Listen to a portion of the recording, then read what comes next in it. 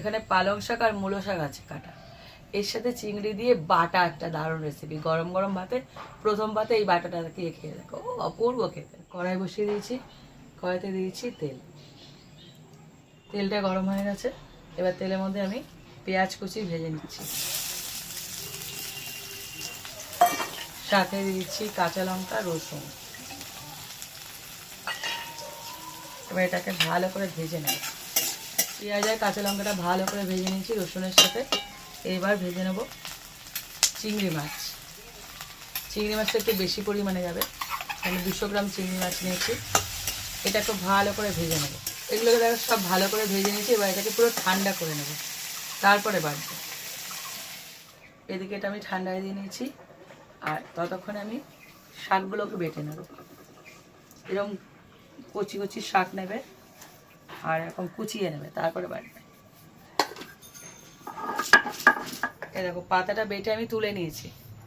আর এবারে আমি ওইগুলোকে ঠান্ডা করে নিয়েছি, চিংড়ি পেঁয়াজ ওটাকে বেটে নেব।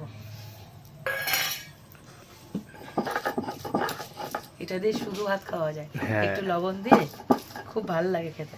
কড়াই বসিয়ে দিচ্ছি, সব বাটাবাটি হয়ে গেছে। এবার দিয়ে দিচ্ছি তেল, তেলটা গরম করে নিয়েছি। এবার দিয়ে দিচ্ছি কালো জিরে,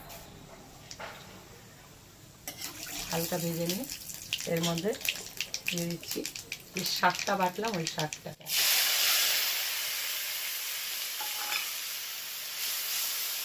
শাকটাকে একটু ভেজে নিয়ে এবারে এর মধ্যে দিয়ে দেবো চিংড়ি পেঁয়াজ সব বাটাটা।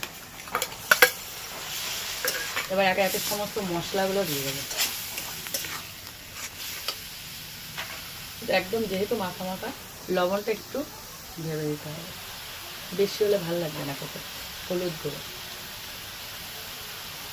আর একটু লঙ্কার গুঁড়ো। এবার শুধু ভালো করে ভেজে নিতে হবে। দেখো এরকম নাড়তেই থাকবে সমানে।